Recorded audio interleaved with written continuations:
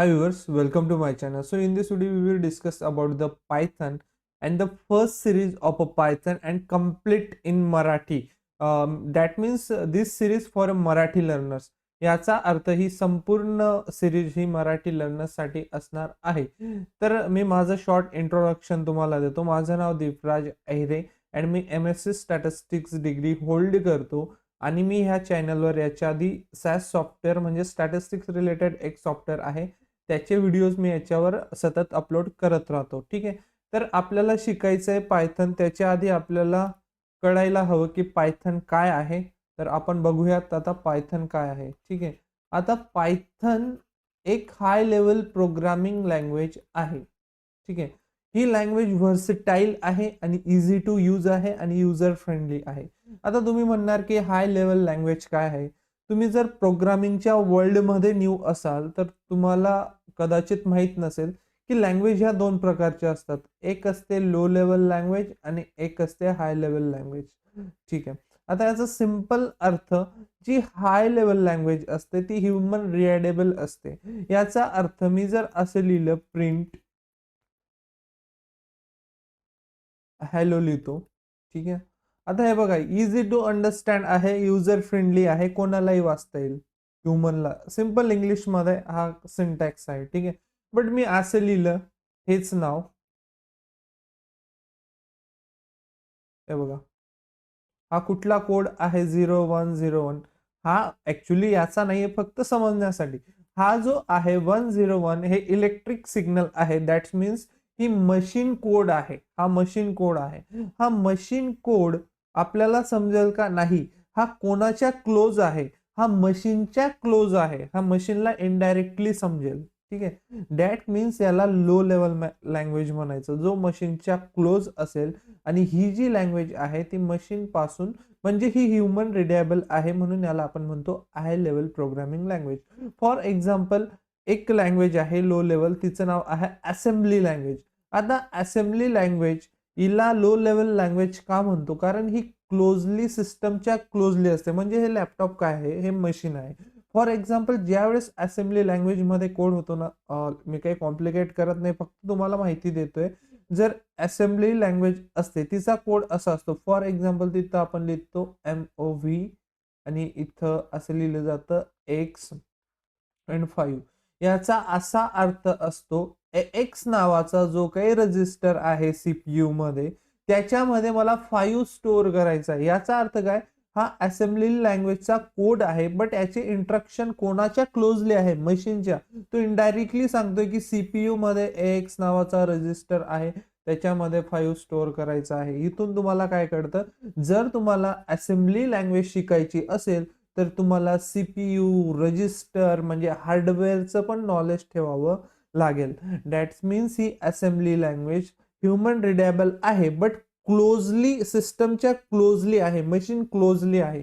त्याच्यामुळे हिला पण लो लेवल लँग्वेज म्हटलं जातं. ठीक आहे. बट असेंब्ली लँग्वेज मध्ये काय होतं, असेंब्ली लँग्वेज मध्ये एक ट्रान्सलेटर असतो असेंबलर नावाचा. हा जो असेंबलर नावाचा ट्रान्सलेटर असतो, हा जो काही कोड तुम्ही लिहितात, for example MOV x register मध्ये 5 ला स्टोअर करून दे, याला तो कन्वर्ट करून टाकेल मशीन कोड मध्ये. अँड देन याच्यानंतर सीपीयू पुढचं एक्झिक्युशन करून टाकेल. That is simple. याचा अर्थ असा आहे की असेंब्ली लँग्वेज आहे ती थोडीशी क्लोज आहे, कशाच्या, मशीनच्या क्लोज आहे, म्हणून हिला लो लेवल लँग्वेज म्हणतो.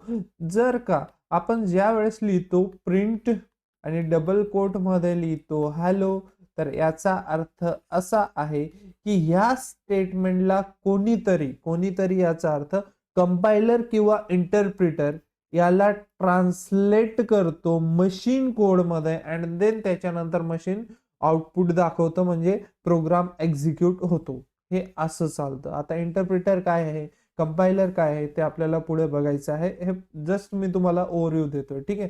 तुम्हाला सगळ्या गोष्टी आपण या चॅनलवर पुढे क्लिअर करूया. ठीक आहे. आता पायथन जी लँग्वेज आहे, पायथन लँग्वेज ही डेव्हलप केली गिडिओ व्हॅन रॉसम.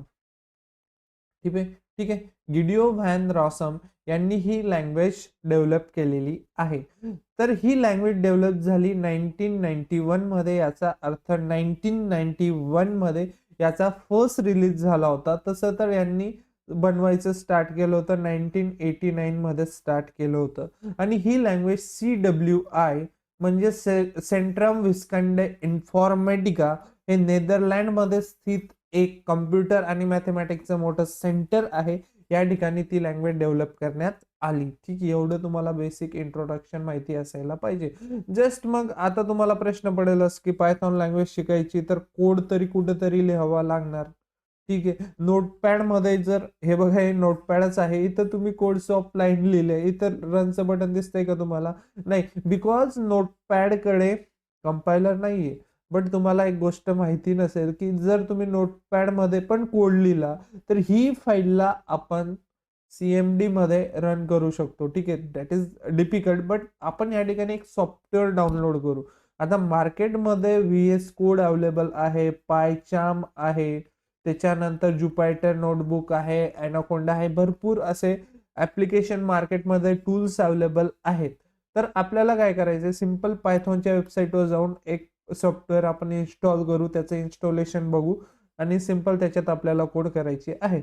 तर तुम्हाला काय करायचंय, सिंपल जायचंय कुठल्याही एका ब्राउझरवर, वेब ब्राउझरवर. मी जातो मायक्रोसॉफ्टवर, तुम्ही क्रोमचा यूज पण करू शकता. इथं सिंपल तुम्ही पायथॉन डाउनलोड क्लिक करा आणि त्याच्यानंतर ही जी काही वेबसाईट आहे डाउनलोड python.org याच्यावर तुम्हाला क्लिक करायचं आहे. त्याच्यानंतर सिंपल तुम्हाला डाउनलोडवर क्लिक करायचं अँड देन इथं आहे download for Windows. I hope की सगळे विंडोज युजर्स असतील, ज्यांच्याकडे मॅक असेल काय असेल त्यांनी स्पेसिफिकेशन मध्ये जाऊन स्पेशल तुमच्या याच्यासाठी ते डाउनलोड करायचं आहे. ठीक आहे, विंडोसाठी आहे म्हणून सिम्पली या ठिकाणी क्लिक करतो आणि क्लिक केल्यानंतर हे बघा इथं ते डाउनलोड होते. ही फाईल डाउनलोड झाल्यानंतर पुढच्या स्टेप मी तुम्हाला लगेच सांगेन. ते डाउनलोड होत नाही तोपर्यंत आपण थोडा वेट करूया. ठीक आहे, जर तुम्हाला आमची सिरीज आवडली, तुम्हाला वाटत असेल की पुढे आम्ही कंटिन्यू करावं, म्हणजे ही सिरीज सक्सेसफुल असायला पाहिजे, आय होप, तर नक्की सपोर्ट करा. खूप काही नॉलेज तुम्हाला भेटेल. ठीक आहे, तर सिम्पली डाउनलोड झालेलं आहे. तर डाउनलोडमध्ये तुम्हाला जायचं आहे, तुम्हाला फाईल्समध्ये जायचंय, परत डाउनलोडमध्ये जायचंय, तुम्हाला जस्ट रिसेंट डाउनलोड केलेली फाईल दिसून जाईल, त्याच्यावर तुम्हाला क्लिक करायचं आहे. याच्यावर सिम्पली डबल क्लिक केल्यानंतर तुम्हाला या ठिकाणी हे ऑप्शन ऍड करायचे आहेत, हे दोघी ऑप्शन ऍड करायचे आहेत. त्याच्यानंतर कस्टमायझेशन इन्स्टॉलेशन ओके, त्याच्यानंतर नेक्स्ट करा. त्याच्यानंतर या ठिकाणी क्लिक करून घ्या install Python 3.14 for all user and then simply install वर क्लिक करा. ओके, इथं एस म्हणा, या ठिकाणी एस म्हणायचे.